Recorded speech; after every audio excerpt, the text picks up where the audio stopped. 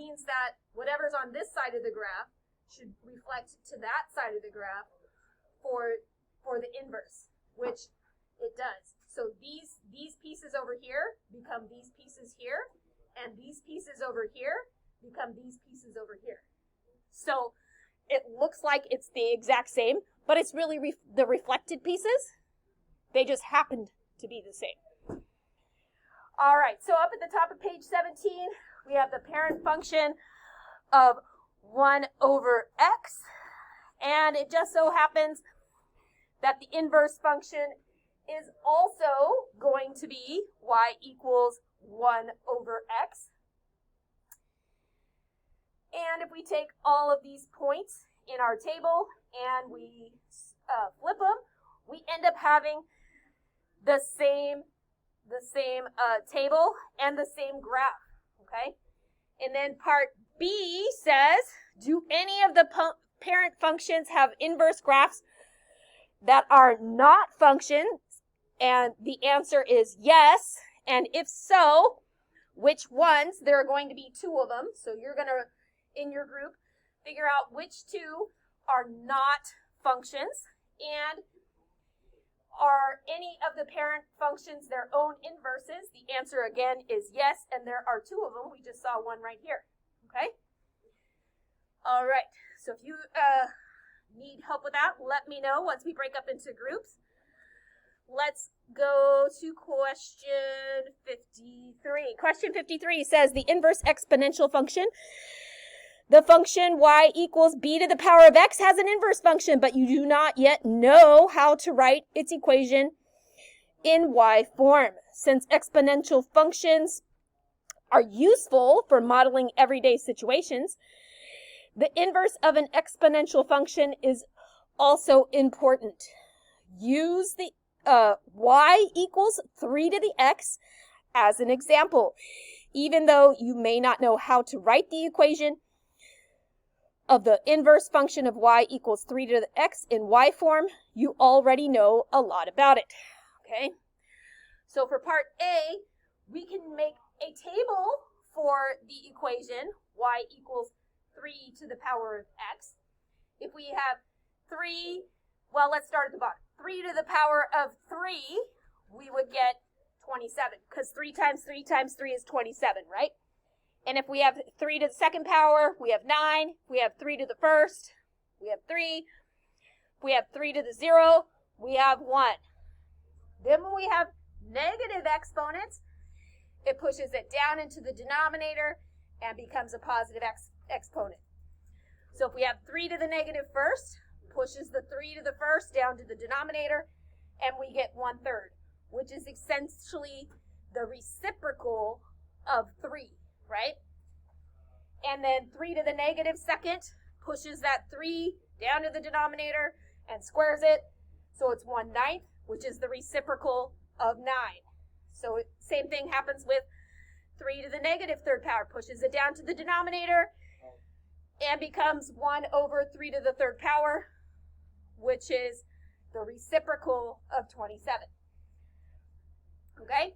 So if we want to write the inverse table, we're going to swap these 2 columns. So at 1/27th, which is a really small fraction, we're going to be at -3. That's kind of hard to graph. When we get down here, these will be a little bit easier to graph, right?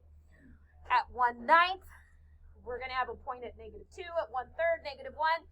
Here's where these will get a little bit easier to graph, right? We should have a point at 1,0, a point at 3,1, point at 9,2, and a point at 27,3.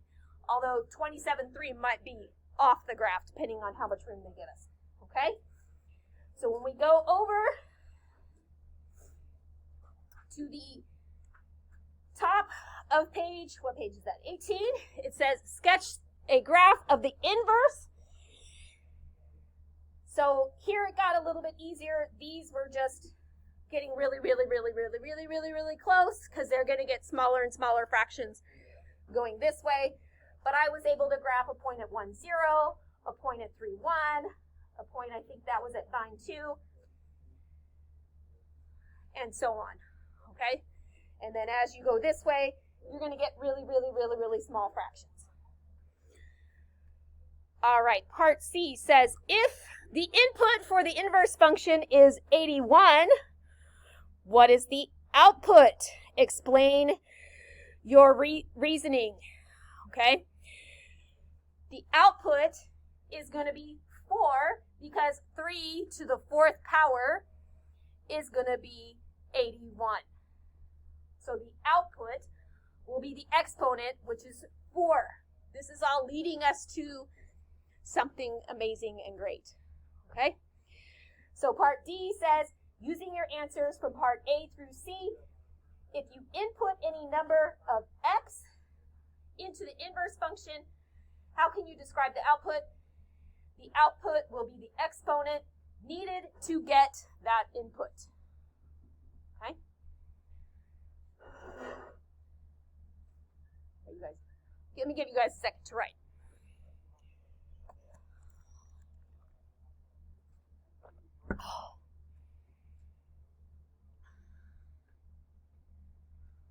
All right, raise your hand if you're still writing.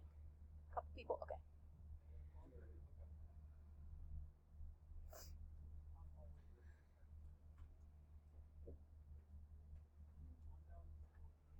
Raise your hand if you're still writing. Okay, all right, flip over to the top of page 19. Here's what you guys are going to do in your groups of 4. This is called an ancient puzzle. So for parts A through F below are similar to a puzzle that is more than 2,100 years old. Mathematicians first created the puzzle in ancient India in the 2nd century BCE. More recently, about 700 years ago, Muslim mathematicians created the first tables below, allowing them to locate answers to this type of puzzle quickly. Tables similar to them appeared in school math books until recently. Here are some clues to help you figure out how the puzzle works. So in your team, you're going to look at those 4 puzzles, okay? Then you're going to use the clues to determine the missing pieces of the puzzle below. So they give you 4. You guys need to complete A through F. And then for 55, down at the bottom, it says, how is the ancient puzzle related to the inverse function for y equals 3 to the x in problem 53? Show how you can use the idea in the ancient puzzle to write an inequality in the y form for the inverse function of y equals 3 to the x. Okay? All right, so grab your desk. You're going to turn to your group